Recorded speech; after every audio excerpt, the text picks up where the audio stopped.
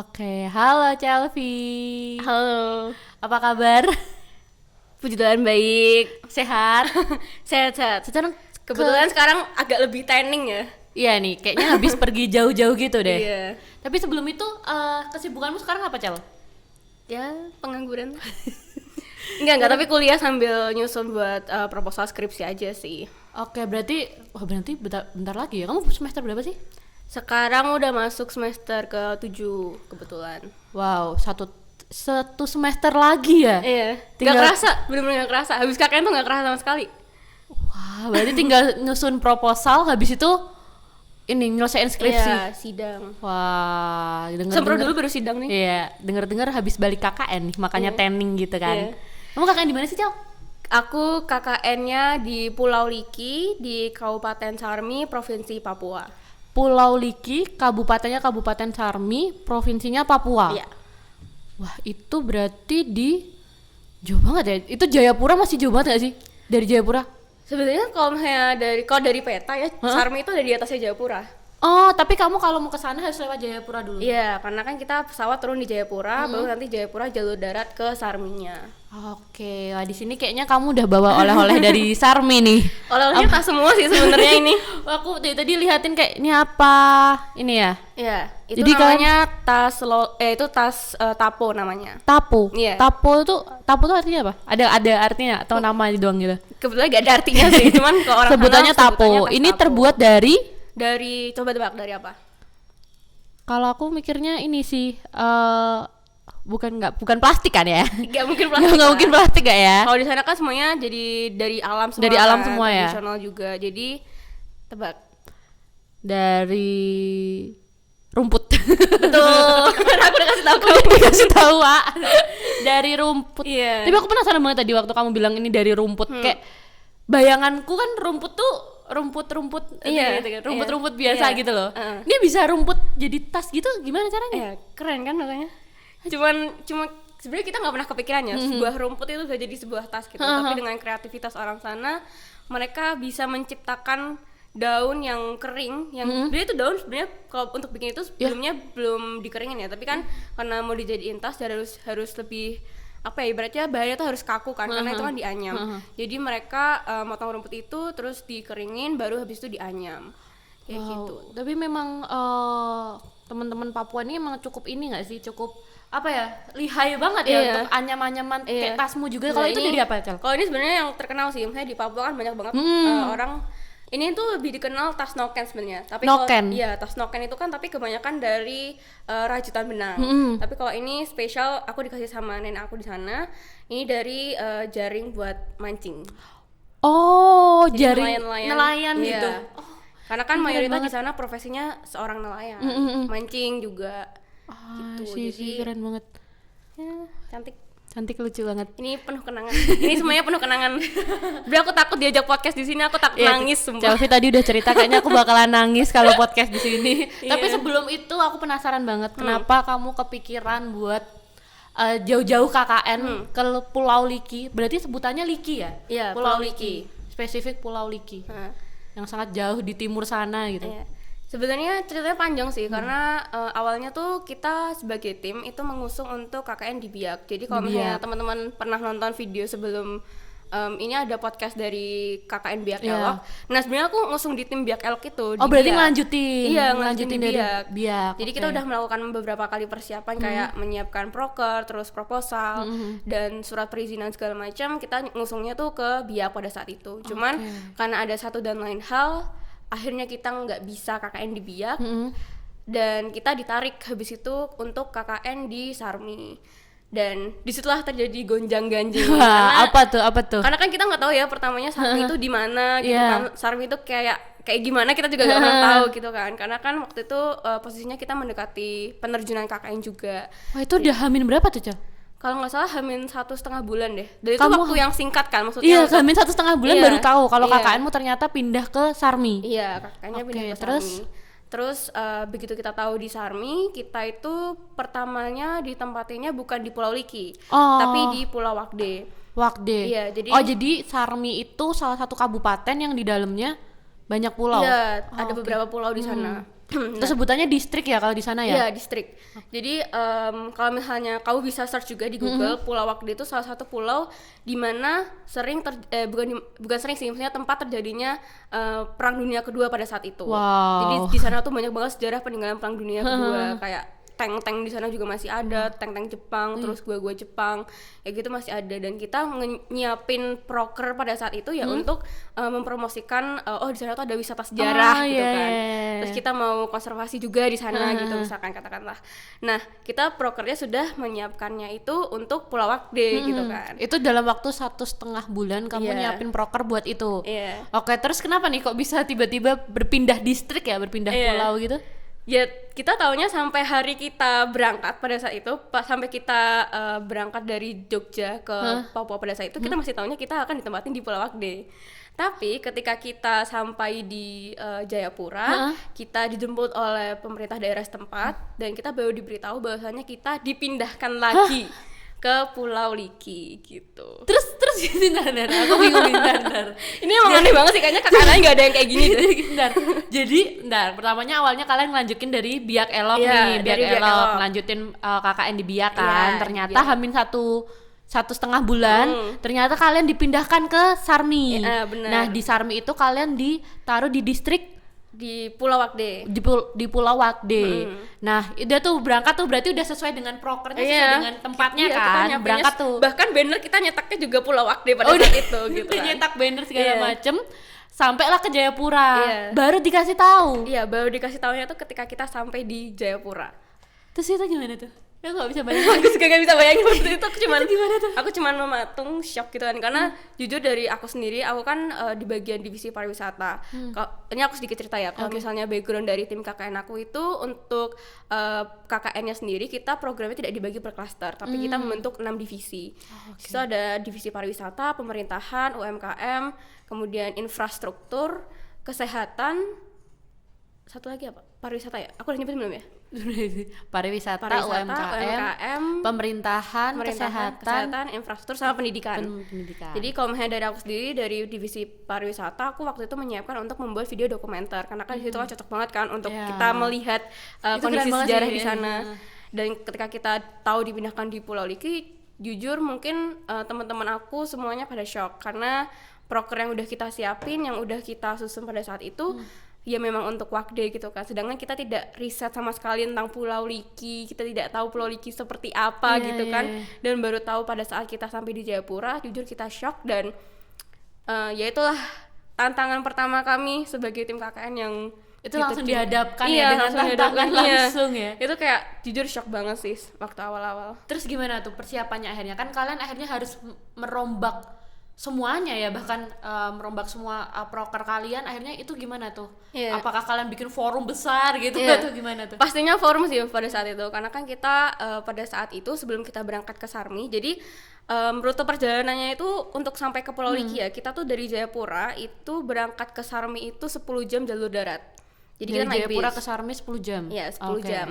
Terus dari Sarmi ke Likinya itu kita harus naik kapal dulu, kapal speedboat, itu melewati Samudra Pasifik dengan jarak tempuh 1 jam. 1 jam juga. Jadi ketika kita berangkat dari Jayapura ke Sarmi, kita di Sarmi itu stay dulu 2 hari. Nah pada saat itulah kita mulai untuk memikirkan kembali kira-kira proker mana yang bisa disesuaikan untuk Pulau Liki. Jadi dalam waktu yang sesingkat-singkatnya pada saat itu kita ya melakukan riset dulu gitu kan. Kayak ini ya, kayak proklamasi Indonesia nggak sih? Dalam tenggat waktu sesingkat-singkatnya gitu. Ya jadi pada saat itu kita melakukan meninjau ulang kira-kira proker mana yang bisa kita sesuaikan lagi, dan proker apa yang kira-kira cocok untuk di Pulau Liki gitu. Oke, terus itu gimana tuh? Risetnya aku pengen tahu tuh, langsung risetnya apakah kalian langsung googling gitu kayak Pulau Liki dan lain sebagainya, atau memang ternyata ada beberapa nih yang bisa tetap dipertahankan prokernya di Pulau Liki? Sebenarnya kalau misalnya untuk kayak proker pendidikan, kesehatan gitu masih bisa di iniin ya, maksudnya masih bisa dilanjutin gitu. Tapi kalau misalnya untuk beberapa proker seperti pariwisata, terus pemerintahan juga, terutama yang infrastruktur juga, itu kan kita harus melihat secara langsung gitu kan kondisi di sana seperti apa. Jadi selain kita riset secara googling internet gitu kan, kita juga melakukan observasi secara langsung ketika kita tiba di Pulau Liki gitu. Wow, berarti bener-bener aku nggak bisa membayangkan kalau aku di posisimu kayak aku udah nyusun loh nih Pak berapa bulan nih makanya tiba-tiba tuh kayak kenapa nggak berubah pas di semua. Jawa aja sih bilangnya gitu kan. Sih terus aku jadi penasaran nih terkait kondisi di Liki itu sendiri kan. Kalau aku taunya kan cuma ya paling terkenal Papua, Jayapura, Sorong gitu ya, Mebrat gitu. Tapi Liki aku baru denger nih si Liki ini. Dan ternyata dia salah satu pulau terluar di Indonesia juga ya. Iya, fun fact-nya adalah dia kita juga baru tahu sebenarnya kalau Liki itu adalah salah satu dari dia itu pulau terluar nomor 2 di Indonesia. Jadi dia emang kalau nomor 1-nya tuh ada di Sumatera kalau nggak salah, tapi nomor 2-nya ada di Liki. Jadi Liki itu sebenarnya dia terdiri dari 3 gugusan kepulauan. Itu namanya kita sebutnya Kepulauan Kumambau. Nah, jadi ada Liki, Pulau Kosong, dan Pulau Armo. Nah, Liki ini sebenarnya dia karena letaknya di tengah-tengah lautan Samudra Pasifik, jadi jangan ditanya indahnya seperti apa. Jadi kalau misalnya kita lihat lautan itu biru, airnya juga bener-bener yang jernih banget, terus pasirnya pasir putih. Terus fun fact-nya lagi di sana di tengah itu kan pulau, pinggirannya kan laut asin ya. Tapi fun fact-nya adalah di sana ada air terjun dan sumber mata air tawar di sana. Kok bisa? Makanya aneh kan. Aku juga kaget waktu pertama kali dengar, jadi kayak ya. Walaupun itu sekeliling pulau itu benar-benar laut Samudra Pasifik ya? Iya, Samudra Pasifik. Wow. Itu kan laut asin semua kan, tapi di dalam pulau itu ternyata ada sumber mata air tawar di sana, dan ada air terjunnya juga. Gila sih, aku bayangin kayak keren banget. Tapi tadi kan kamu sudah coba spoiler dikit tentang keindahan alam, tapi siapa sih yang nggak tahu seberapa indahnya Papua gitu. Memang gila, Papua keren banget. Kekayaan alamnya dan lain sebagainya keren banget. Tapi aku penasaran nih sama sisi humanisnya nih. Sisi sedih-sedihnya nih. Waduh. Kayak kamu sempat beberapa kali mention juga kondisi di Liki itu seperti apa. Nah, mungkin bisa ceritain nih ke teman-teman UGM Channel, gimana sih kondisi masyarakat di Liki itu dengan keindahan alam mereka yang kaya banget ya. Kondisi masyarakatnya gimana? Sebenarnya karena dia salah satu pulau terluar ya, jadi sebenarnya kondisi situasi di sana tuh gak jauh-jauh dari deskripsi pulau daerah 3T. Jadi kan kalau misalnya meskipun dia dianugerahi dengan keindahan alam yang luar biasa, tapi perlu kita lihat juga bahwasanya kondisi di sana itu juga tidak semaju di Jawa. Jadi kayak listrik itu tidak ada, terus sinyal juga sulit, kemudian kebersihan sanitasinya juga kurang. Terus kalau misalnya kita melihat dari segi pendidikan dan juga kesehatan, di situ juga masih ya sedih sih kalau misalnya ngelihat di situ. Dan jujur ketika kita sampai di sana ada apa ya, hati kita tuh terasa tergugah untuk kemudian wah, kalau misalnya kita tidak bisa memberikan dampak yang signifikan kepada masyarakat di sini dan hanya 50 hari gitu toh. Ya sangat disayangkan seperti itu. Ya apalagi kamu KKN pertama ya di tempat itu berarti. Iya, kita KKN pertama di Liki dan menghadapi kondisi masyarakat yang seperti itu dengan segala keterbatasannya gitu. Tapi masyarakat di sana itu ketika kita datang, jujur sebenarnya aku agak takut ya, karena kan sebenarnya waktu kita berangkat itu jatuhnya lebih ke mixed feeling sih, karena kita pertama kali berangkat ke Papua dan kita pertama kali untuk ketemu orang-orang Papua gitu kan, karena banyak pemberitaan di sana yang cukup banyak sekali berita tidak mengenakan tentang Papua gitu kan, tapi itu semua terpatahkan ketika kita pertama kali menginjakan Liki gitu, dan kita benar-benar disambut dengan hangat di sana, kita disambut dengan adat, semuanya bernyanyi, menari, dan kita merasakan bahwasanya kita diterima di sana. Itu sih. Wah, keren banget sih. Tapi terkait mungkin next dulu terkait kondisi di sana. Kalau aku penasaran sama kondisi pendidikan sih, karena kita selalu ngomong kayak Papua ini cukup terbelakang di pendidikan dan lain sebagainya ya, karena infrastrukturnya masih kurang dan lain sebagainya. Apalagi ini di Liki gitu, yang pulau udah paling luar yang hadapan langsung sama Samudra Pasifik. Gimana kondisi pendidikan di sana, Cak? Jadi sebenarnya untuk bangunan sekolah di sana itu ada, tapi cuman untuk SD aja. Jadi di sana ada satu SD Impres Liki namanya. Dan di situ itu hanya ada 25 anak. 25 dari anak. Kelas 1 sampai kelas 6 ya. Oh, 25 tuh 6 kelas itu 25 anak di total. Oh. Iya, 25 anak.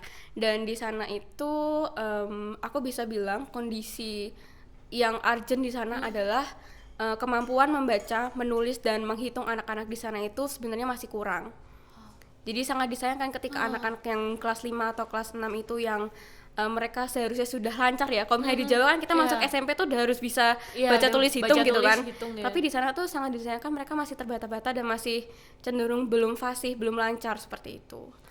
Dan itu dikarenakan karena mungkin memang tidak bisa dipungkiri ya, Papua mungkin sebagai pulau terluar juga tenaga didik di sana masih kurang, dan kita sebagai mahasiswa KKN di sana berusaha dengan sepenuh hati dengan kemampuan dan apa yang kita bawa dari Jogja gitu untuk membantu anak-anak di sana membaca, menulis, menghitung, belajar dan sambil bermain. Gitu. Wah, sih asik banget sih. Itu kan SD tuh. Kalau SMP atau sekolah lanjutannya gimana, Cel?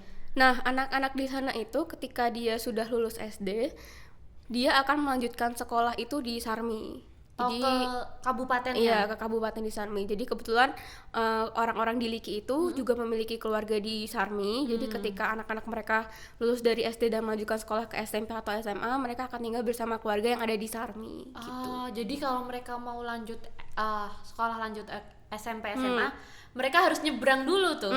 Nyebrang dulu. Wah, betapa sulitnya. Kayak bayangin gimana sih kayak kita di Jogja nih, nggak ya, misalnya aku ya, kayak aku aja masih kayak kuliah, walaupun ini jarak kuliahku sama kontrakan tuh 5 menit, aku aja kayak masih males dengan masih kayak jadi kita melihat kondisi di sana tuh jadi terbuka gitu kan, kayak, oh ya ampun, ternyata kita harus lebih grateful lagi dengan kondisi kita yang sekarang. Perjuangan teman-teman di Liki untuk mereka ngempuh pendidikan tuh keren, gila, keren banget. Aku sambil minum boleh nggak? Boleh minum, kita sambil minum dulu. ASMR nih. ASMR gitu. Terus apa, Cel? Pengalaman yang buat aku, soalnya ngecek storymu nih, kayaknya ada orang-orang gamon gagal move on nih. Gagal move on dari Liki. Aku salah satunya sih sebenarnya. Karena ya itu tadi sih, banyak banget memori yang kita buat di sana walaupun hanya 50 hari. Tapi aku sebenarnya cukup amazed-nya adalah ketika, maksudnya kan untuk masyarakat Liki ketika mereka diberitahu akan ada anak KKN di sana kan itu waktu 1 minggu sebelum kita datang ke sana kan. Jadi persiapan mereka pun sebenarnya juga belum matang-matang banget untuk kemudian menerima kami 30 mahasiswa dari Jawa untuk tinggal di sana gitu kan. Terutama untuk orang-orang, maksudnya untuk keluarga yang rumahnya itu ditinggali sama mahasiswa. Jadi kan kalau kita kan dibagi ke 4 pondokan rumah kan. Jadi ada 4 keluarga yang rumahnya kita pakai untuk tinggal juga. Kita tinggal bersama masyarakat di sana. Dan sebenarnya momen yang membuat kita sedih adalah ketika kita tinggal di rumah keluarga dan keluarga itu menyambut kita sebagai anak juga. Kita dianggap sebagai adik, kita dianggap sebagai kakak, kita dianggap sebagai anak. Dan ketika kita pada waktunya harus pulang, rumah itu jadi sepi. Bahkan mama aku itu mama pondokan aku, jadi kan aku tinggalnya sama kepala suku di sana ya. Jadi kalau misalnya di Liki itu kepala suku itu disebutnya Ondo Afi. Jadi mama dan bapak Ondo Afi itu sudah, mamaku ya terutama mamaku itu sudah nangis dari H-2 sebelum kita pulang. Jadi kayak itu sedih banget karena dia saking sayangnya sama kita dan saking akan merindukannya rumah dia tuh ramai sama anak-anak KKN gitu. Dan nggak hanya itu, beberapa program kerja kita kan banyak melibatkan masyarakat juga, terutama yang infrastruktur. Kita juga pada saat itu berhasil untuk membangun tugu wisata ikon Liki, tulisan Liki, selama 3 minggu itu selesai, dan itu dibuat bersama juga dengan masyarakat di sana. Kemudian kita juga mengusahakan penyediaan fasilitas kesehatan untuk masyarakat di sana, dan banyak interaksi dan dinamika yang terjadi di sana antara mahasiswa KKN dan juga masyarakat di sana. Jadi masyarakat di sana juga sedih juga ketika kita pulang. Itu kita benar-benar diantar sepenuh hati, dan ya ibaratnya kita sudah ada keluarga di sana. Aku lihat tuh videonya kalian nangis semua. Kayak aku kayak sedih banget. Apa sih, Cel, yang dari awal, mungkin kalau kamu bisa nge-recall kembali dari awal kamu datang dan kamu disambut sama masyarakat Liki, itu prosesnya sampai akhirnya kalian balik, memori-memori yang cukup dominan di ingatanmu tuh apa aja sih, proker-proker yang cukup dominan di ingatanmu gitu? Sebenarnya kalau proker semuanya itu berkesan semua ya buat kita, karena itu aku tadi bilang itu melibatkan masyarakat dan kita Dan juga beneran kebutuhan masyarakat di iya, sana dan ya. kita berusaha untuk ibaratnya memajukan Liki untuk menjadi lebih baik lagi gitu. Dan mungkin kalau misalkan mungkin ini, kalau misalkan aku kalau kata Bapak Ondavi aku yang membuat dia berkesan dengan kedatangan kami adalah ketika mahasiswa ini juga membantu di pelayanan gereja. Jadi sebagai mahasiswa yang nggak semuanya ya sebenarnya nggak semuanya kita beragama Kristen atau ya agama, karena kan mayoritas di sana agama Kristen kan. Tapi kita juga ikut melakukan pelayanan pada saat itu di luar yang agamanya Kristen juga, dan itu bagi mereka sangat berkesan dan dia sangat berterima kasih kepada kita. Pada saat itu aku juga sempat nangis sebenarnya dengernya. Dia sangat sayang dengan anak-anak di sini dan dia mengharapkan mahasiswa KKN yang pernah KKN di sana akan kembali lagi ke sana suatu saat lagi. Wah, sedih banget ya sih. Itu Kamu pengen banget gak sih balik ke sana? pengen banget lah, gila. Pengen banget, bahkan aku sampai sekarang pengennya kalau bisa sekarang sih kembali lagi ke Papua tuh, karena kita datang dengan ragu, pulang penuh rindu. Wih, Itu tolong ya. Dibuat ya. Tolong. Itu satu kalimat yang bisa menggambarkan keadaan ketika kita pulang KKN. Wow. Aku penasaran sama mayoritas penduduk sana tuh pekerjaannya tuh apa, walaupun ya mungkin berarti melaut ya. Apakah itu semuanya atau memang ada hasil tani juga atau ada yang lain gitu? Iya, jadi mayoritas di sana itu nelayan sih. Mayoritas nelayan ya. Nelayan, dan karena kalau misalnya bisa dibilang ya ikan-ikan di sana tuh ikan-ikan monster kalau misalnya aku bilang. Karena ikan tenggiri yang biasanya kita lihat di Jawa itu kan biasanya ukurannya segini-segini. Tapi kalau yang di sana itu kayak ikan monster dan dia besarnya bisa sampai segini. Hah? Dia tuh banyak ikan yang gede-gede gitu. Iya, ikan-ikan barakuda juga gede-gede, kayak bahkan waktu itu kan di tim kami juga ada tim selamnya kan. Waktu itu kita juga melakukan discovery penyelaman gitu untuk menemukan titik selam baru. Karena kan bisa dibilang di sana potensi selamnya sangat-sangat luar biasa sebagai lautan Samudra Pasifik gitu kan. Keren banget sih. Di situ ada satu kapal karam juga peninggalan perang sejarah dunia kedua. Kalian nemu ini tuh atau? Itu sebenarnya sudah ditemukan, tapi ternyata itu emang ukurannya besar banget kan. Dan itu juga keren, dan kita juga menemukan spot diving baru di mana ternyata potensi di sana adalah ikan-ikan schooling. Ikan-ikan yang kalau berenang tuh bareng-bareng gitu. Nah, di sana tuh ikan-ikannya banyak, dan sempet juga ketemu sama hiu. Hah, seriusan? Iya. Lagi nyelam gitu. Iya, jadi kan kebetulan kan aku ngikutin mereka ya. Aku kan kepo kan sama aktivitas selam ini gitu kan. Nah, kebetulan aku juga ikut mereka untuk melakukan penyelaman, tapi waktu itu posisinya yang waktu ada hiu itu aku ada di atas kapal, aku nungguin mereka nyelam gitu. Dan begitu mereka naik ke kapal lagi, mereka baru cerita, kita tadi ketemu sama hiu. Terus kayak, hah? Kalian, dan mereka tuh posisinya gak yang shock atau gimana gitu kan, karena kayak wah keren juga mereka ketemu hiu. Terus ada juga temanku yang baru pertama kali, namanya Nafid, itu dia baru pertama kali juga melakukan penyelaman, dan itu pertama kali melakukan penyelaman ya, maksudnya pertama kali menyelam dan ketemu hiu gitu maksudnya. Nah, dan dia juga kayak biasa aja gitu, kayak oke, ternyata anak-anak selam ini keren juga ya. Terus ya itu sih, itu salah satu pengalaman yang buat mereka mungkin ya tidak bisa terlupakan juga gitu kan. Aku sih kalau bayangin kalau ketemu hiu, tapi nggak bisa teriak juga nggak sih cewek? Nggak bisa, cuman dikasih, iya cuman ini nggak sih? Iya, nggak bisa ngomong kan. Paling cuma kayak itu ada hiu kan, tinggalnya kayak gitu, ada hiu. Terus kayak oh oke gitu kan. Mereka ceritanya kayak gitu. Jadi kayak wow, ketemu hiu gitu kan. Ngomongin laut nih, tadi kan kamu bilang kalau mayoritas memang nelayan. Ya? Nah, ini kan Pulau Liki, pulau kecil di tengah laut gitu. Terus ngejual hasil nelayannya, ngejual ikannya gimana? Kemana? Iya, jadi ada yang ikan-ikan itu setelah mereka kumpulkan, mereka pancing itu dijual lagi ke Sarmi. Gitu. Tapi ada juga yang mereka produknya itu bukan hanya ikan segar, tapi juga ikan olahan. Jadi di Liki itu ada satu produk cenderamata unggulan mereka, namanya tuh ikan garam khas Liki. Jadi kayak ikan asin. Ikan garam. Kayak ikan asin sebenarnya, tapi beda karena di sini ikan asinnya dari tenggiri. Kalau kita kan ikan asin biasanya dari ikan teri kan, atau ikan kecil-kecil gitu, tapi ini ikan tenggiri monster itu. Iya, tenggiri monster itu. Sorry banget aku bilangnya tenggiri, karena emang gede banget ikan tenggirinya tuh, dan ya itu diolah sama mereka menjadi ikan asin, dan ikan asin itu kan biasanya bisa dimakan langsung ya, tapi ini bisa dimasak juga sebenarnya. Dan itu enak banget. Dan kita kan setiap hari makan ikan ya di sana. Itu enak Asik banget. nih, kayaknya gizi terpenuhi nih. Tiap hari makan ikan. Tapi aku bayangin gini, kan mereka berarti habis nelayan dan mereka harus ke Sarmi, ke Kabupaten Sarmi yang jaraknya dari Liki ke Sarmi Jarak temunya 1 jam. 1 jam. Jadi mereka apakah setiap warga di sana punya speedboat gitu atau gimana? Sebenarnya nggak semuanya sih, cuman kalau misalkan kalau misalnya dihitung di sana itu di pulau total ada 12 speedboat. Dan biasanya kalau misalnya masyarakat di Liki itu karena kan mancing itu kan nggak pakai speedboat ya biasanya ya. Ada yang pakai speedboat, cuman kebanyakan warga di sana itu mancing pakai perahu dayung. Oh, kayak perahu. Iya, perahu dayung. Nah, nanti kalau misalnya waktu mau dijual ke Sarminya, baru mereka ikut kapal-kapal yang ada orang-orang yang punya kapal speedboat tadi. Gitu. Oh, tapi itu untuk mereka ngejual ke Sarmi itu apakah mereka harus ngeluarin kos juga, biaya juga? Iya, karena kan kapal nggak mungkin ya nggak bisa jalan nggak pakai bensin gitu kan. Nah, biaya bensin dari Liki ke Sarmi, balik lagi Sarmi ke Liki 200.000. Hah, 200.000 itu buat perjalanannya aja? Iya, sekali jalan.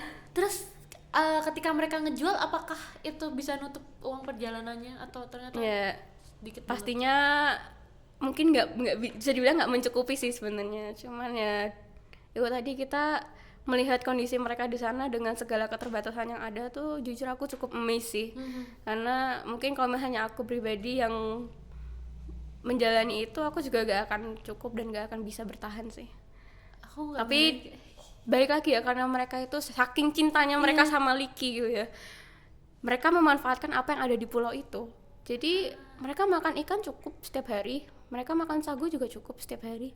Mereka merasa cukup dengan apa yang mereka, maksudnya kalau mereka pengen nih kayak aku nggak mau, aku mau pergi ke misalnya ke Jayapura atau itu kan bisa aja. Tapi pernah nggak kamu tanya gitu, kenapa nggak pergi atau? Pernah sih sebenarnya, aku tanya ini ke anak-anak di Liki gitu kan, anak-anak kecil, anak-anak SD gitu kan. Waktu aku tanya lebih suka di Jayapura apa di Liki, lebih suka di Liki. Kenapa di Liki? Karena Liki indah. Jadi emang saking cintanya, bahkan anak-anak di sana tuh berarti kan saking cintanya mereka dengan Liki, karena apalagi orang-orang tua di sana yang udah lama tinggal di sana dan tidak mau menginjak keluar dari Liki untuk tinggal menetap di tempat lain tuh, ya saking cintanya mereka dengan Liki. Berapa penduduk sih Cel di sana? Di sana nggak terlalu banyak sih, hanya sekitar 100 sampai 100, kalau nggak salah ya 150 atau 200 kakak gitu. Jadi sedikit. Hanya 2 kampung. Itu mereka tetap memilih untuk menghabiskan waktu mereka di sana ya. Karena bahkan mungkin kalau misalnya aku hari tua punya uang, mungkin aku bakal bikin rumah di sana sih, karena ya setiap pagi kita melihat laut, berenang gitu kan. Ya itu sih yang spesial. Tapi kamu cerita nih kalau nggak ada listrik tuh. Iya, nggak ada listrik. Terus tuh gimana tuh? Kamu orang Jogja, orang Jawa ya, kita yang coba ke tempat yang nggak tahu tempat di mana, terus nggak ada listrik gitu, gimana kamu? Sebenarnya kita sudah mempersiapkan kondisi itu sih, maksudnya kayak oke, nggak ada listrik ya udah gitu. Karena dari awal kita tahu bahwasannya waktu yang KKN di Biak itu nggak ada listrik juga, kita juga udah dapat precaution dari awal nih kalau bakal nggak ada listrik. Jadi bukan hal yang kaget iya, nggak kaget juga kalau misalnya nggak ada listrik. Cuman yang bikin susah tuh waktu ini sih, kan kita kan ngisi si master itu kan, untuk presensi lah, ngisi logbook lah segala macam, itu kan harus butuh listrik dan internet. Terus itu gimana? Ya pada akhirnya karena nggak ada listrik, cuman di salah satu rumah pondokan kami itu ada yang orang tuanya atau bapak induk semangnya itu menyediakan listrik, tapi cuman 3-4 jam doang. Itu genset gitu atau gimana? Iya, genset pakai bensin gitu. Dan itu gak nyala dari pagi sampai malam karena kan bensin kan. Dan itu bensin mahal banget. Iya, dan bensin mahal banget. Jadi hanya 3-4 jam aja untuk kita ngisi baterai laptop lah, kamera lah, handphone lah untuk ngisi si master tadi. Oke, Cel. Kalau mau dapet sinyal itu gimana tuh, San? Ya, sinyal itu bagus cuman di malam hari sih sebenarnya. Di jam-jam 11 sampai jam 12 malam itu baru sinyalnya lumayan. Cuman ya lumayannya Papua tuh ya 2-3 barnya di Jogja lah. Ya, terus kalian kalau kakak itu harus ngisi-ngisi tuh. Iya, itu ngisi-ngisinya gimana tuh, si master segala macamnya tuh? Iya, kita ngisinya malam hari. Jadi semua proker udah selesai, terus kita baru ada waktu ngecas itu kan biasanya jam 8 malam ke atas gitu kan, atau jam 7 malam ke atas, paling cepat tuh jam 6 lah. Nah baru kita ngecas, terus habis itu selesai cas device kita semua, baru kita ngisi itu paling di jam-jam 11 jam 12 malam. Oke, kalau listrik dan sinyal tuh tidak membuatmu kaget, Cel? Apa kondisi di Liki yang membuatmu paling kaget, paling shock gitu? Atau setidaknya kalau nggak kaget kayak, kok bisa sih kondisinya kayak gini? Dari sekian banyak keterbatasan, tadi kamu udah ngomong ya, keterbatasan banyak banget tuh. Dari sekian banyak itu, apa yang bikin gue kayak, kok kayak gini kondisinya? Kamar mandinya sih. Kenapa tuh? Karena kan toilet di sana kan ukurannya kecil-kecil ya. Maksudnya kayak cuman ada bak mandi satu, terus toilet duduk Yang toilet satu. ini nggak toilet apa sih? Toilet rumahan atau yang kayak triplek gitu? Toiletnya tuh di luar rumah. Triplek gitu, triplek. Bukan, ada yang triplek, bahkan ada yang cuma pakai seng doang, jadi kayak gak ada klosetnya gitu. Dan ditutup seng 4 sisi gitu. Terus pintunya tuh bahkan kita harus geser seng dulu tuh juga gak ada atapnya tuh juga. Itu sih yang kadang bikin apa namanya, gak secure ya mandi sebenarnya kayak gitu. Cuman ya udah kita jalanin aja gitu. Itu kan. mandimu sama hujan sekalian basah nggak? Itu kalau jadi kita kalau misalnya sambil buang air gitu kan lihat, wah, Milky Way. Beneran? Kamu ketemu Milky Way? Iya, karena kan di sana emang jadi toilet di sana itu kan nggak ada atapnya ya rata-rata. Terus kita kalau misalnya lagi buang air atau lagi apa, kita sambil ngeliat Milky Way. Tapi beneran kalau misalnya di sana tuh emang ngeliat bintang tuh luar biasa bagus banget kalau malam hari. Jadi terangnya tuh karena cahaya bintang dan bulan. Karena nggak ada lampu juga ya di sana. Keren sih. Iya, aku bayangin kayak, ayo ke Papua. Sekali menginjak akan kembali. Ayo ke Papua. Tapi sebelum kita ayo ke Papua nih, sebelum kamu mengajak teman-teman untuk ke Papua, apa sih yang perlu disiapin ketika misal ada yang melanjutin KKN atau nggak ke Papua deh, harus mau melanjutkan KKN atau mau bikin KKN di tempat 3T, kan kondisinya nggak jauh beda tuh sama Liki. Apa sih mungkin clue-clue yang harus dipersiapkan nih untuk ke daerah 3T gitu? Niat sih. Kalau niatnya bukan karena pengabdian, kamu nggak akan enjoy kamu ngelaksanain KKN di sana. Karena baik lagi kondisinya sangat-sangat berbeda dengan di Jawa ya. Maksudnya segala keterbatasan dan tantangan itu akan kamu hadapi di sana gitu loh. Kalau kamu niatnya emang bukan pengabdian, kamu nggak akan menjalani itu dengan happy dan apa ya, ngerasain itu tadi rasa-rasa volunteering dan pengabdian tadi. Jadi emang harus niat dari awal sih. Dari niat dari awal untuk pengabdian itu ya, karena ya lagi-lagi daerah 3T kita nggak pernah expect bakalan seperti apa keterbatasannya di sana gitu. Wah, mungkin untuk closing, Cel, apa yang membuatmu kayak aku nggak akan lupa ini seumur hidup, kejadian spesifik momen yang bikin kamu pikir aku nggak akan lupain ini seumur hidupku gitu di Liki? Nggak ada spesifik satu momen, semua momen di sana itu membuat aku membuat aku menjadi seseorang yang bisa melihat Indonesia itu secara seutuhnya ya. Maksudnya kita di Jawa di sini ngelihat semuanya wah oke banget, tapi ketika aku pertama kali menginjakan kaki di sana, aku lihat ternyata sangat-sangat jauh berbeda gitu loh. Dan itulah yang membuat aku melihat Indonesia secara seutuhnya, melihat manusia secara seutuhnya juga gitu loh. Karena di sana kita hidup berdampingan dengan masyarakat di sana yang kulturnya 100% 180 derajat berbeda dengan kita, dan dianggap sebagai keluarga yang kita notabene-nya orang asing ya di sana, nggak ada ikatan darah atau apapun itu yang bisa mengaitkan kita, tapi itu yang kemudian membuat kita menjadi keluarga gitu. Terus ya aku mau ngucapin terima kasih juga sebenarnya buat UGM nih ya yang sudah membuatkan suatu program yang sangat-sangat berdampak kepada mahasiswanya, terutama untuk aku pribadi, karena jujur itu sangat-sangat berdampak untuk aku sebagai pribadi ya. Terus aku juga mau ngucapin terima kasih kepada DPL-ku juga, Pak Rahmat Sriwijaya yang sudah membimbing kami, dengan timku juga yang sudah 52 hari berjuang bersama-sama di Tanah Timur Papua. Terus keluarga-keluarga di Liki yang sangat-sangat luar biasa menerima kami di sana sebagai keluarga. Untuk Mama Ondavi, Bapak Ondavi ya, kalau hanya nonton ini, nggak tahu sih bisa nonton atau enggak, tapi satu saat anak akan kembali ke sana untuk bertemu Mama dan Bapak. Terus aku juga mau ngucapin terima kasih juga untuk pemerintah daerah setempat Kabupaten Sarumi yang sudah membantu sepenuh hati. Shout out to Kakak Rory, Kakak Brian, yang sudah mengeluarkan tenaga, usaha dan materi yang nggak bisa tergantikan sama kami gitu kan. Dan ya satu saat nanti akan kembali ke sana.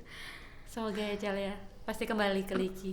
Terima kasih Cel sudah mampir ke Terima kasih Gencana. sudah mau Sukses. berbagi cerita.